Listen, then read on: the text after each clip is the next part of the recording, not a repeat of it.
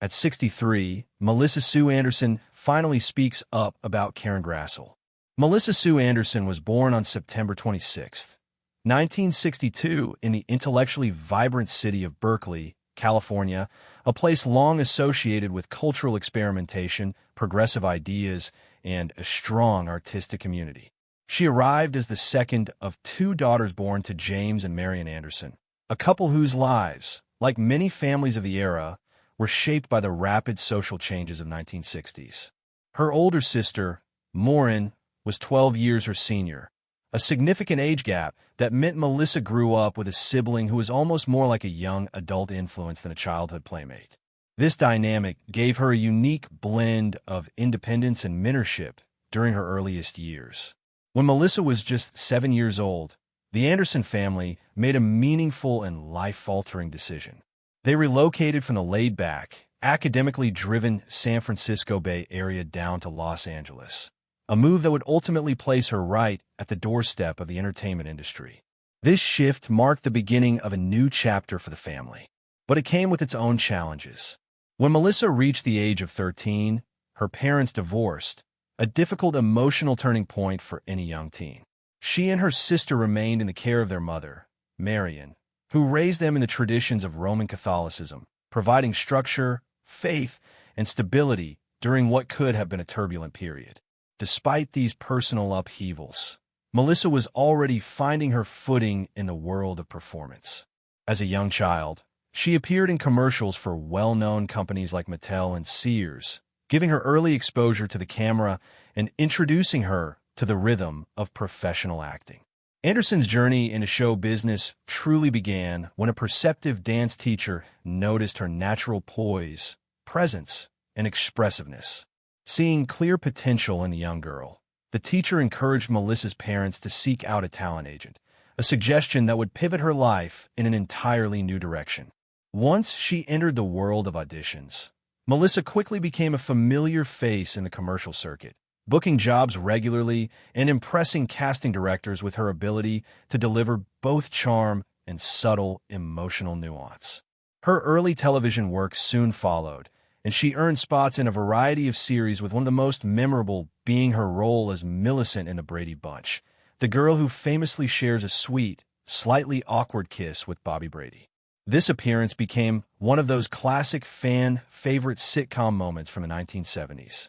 In the same year, she broadened her portfolio further with an appearance in an episode of Shaft, demonstrating that even at a young age, she was versatile enough to jump between family sitcoms and crime dramas. At just 11 years old, Anderson's career hit a monumental turning point. She landed the role of Mary Ingalls in the now iconic television series Little House on the Prairie. Her casting marked the start of what would become one of the most defining roles of her life. Melissa starred in the beloved series for 8 seasons beginning in 1974, becoming an integral part of the show's emotional center through her portrayal of Mary, the gentle and intelligent eldest Ingalls daughter, whose storylines included some of the most dramatic and challenging arcs in the entire series. Though she officially left after the 7th season, her presence remained strong, and she returned for 3 additional episodes during the 8th season in late 1981. Allowing her character's journey to be more fully concluded and giving fans a sense of continuity and closure. In 1976, Melissa's professional relationship with Little House creator and star Michael Landon deepened when he personally asked her to appear in his autobiographical film, The Loneliest Runner. It was a meaningful invitation that Melissa later described as an honor, highlighting her excitement at being chosen for such a personal project. She took on the role of Nancy Rizzi, the first girlfriend of young John Curtis, Landon's fictionalized stand-in, played by Lance Serwin. The experience must have resonated because just a year later in 1977, she once again co-starred with Serwin in the television film James at 15, where she played the character's love interest, further showcasing her ability to portray emotionally grounded, relatable young women in coming-of-age stories. Her talent did not go unnoticed by critics or award committees. In 1978, Anderson earned a Primetime Emmy nomination for Best Leading Actress in a Drama Series, recognizing her powerful and emotionally rich work on Little House on the Prairie. The following year, She won the Emmy Award outright for her performance in the ABC school special Mother Is Mine, a role that allowed her to explore dramatic material outside the frontier setting that made her famous. That same year, she once again took on a leading role, playing Dana Lee Gilbert, the titular character in Survival of Dana, a CBS television film about a North Dakota teenager navigating new social challenges after transferring to a school in Los Angeles' San Fernando Valley. The project allowed her to play a modern character closer to her own age and life experience. By 1980, Anderson's reach went international. She received the TP de Oro Award in Spain for Best Foreign Actress for her role in Little House on the Prairie, a testament to the show's wide-reaching popularity around the world. Her recognition in Spain followed a successful 1979 visit, where she appeared as a guest on the highly watched television Española program 625 Líneas, introducing her to an even broader fan base. In 1981, she earned a Young Artist Award nomination for her performance in the Canadian slasher film Happy Birthday to Me, proving that she had the range to cross over from family drama into intense thriller territory. After her departure from Little House, Anderson continued acting steadily, appearing in well-known television series such as The Equalizer, Alfred Hitchcock Presents, Chips, and Murder. She wrote. Her talents extended behind the camera as well. She served as an associate producer on Where Pigeons Go to Die in 1990, one of the final television projects created by Michael Landon before his passing, reflecting their long professional bond. In 1998, her contributions to Western-themed television were formally recognized when she was inducted into the Western Performers Hall of Fame at the National Cowboy and Western Heritage Museum in Oklahoma City. A year later, in 1999, she starred alongside Heather Langenamp in the short-lived television series Partners, adding yet another genre to her diverse resume. Much later, in 2014, Anderson made a quiet yet meaningful return to the screen with an uncredited role as Stash's mother in the feature film Veronica Mars, allowing longtime fans a small but delightful glimpse of her on the big screen once again. Melissa Sue Anderson's personal life took a deeply meaningful turn in 1990 when she married Michael Sloan, a respected television writer and producer whose career spanned multiple genres and decades. Their partnership wasn't just a typical Hollywood union. It was one built on a quiet mutual respect, a shared creative spirit, and an understanding of each other's demanding professional worlds.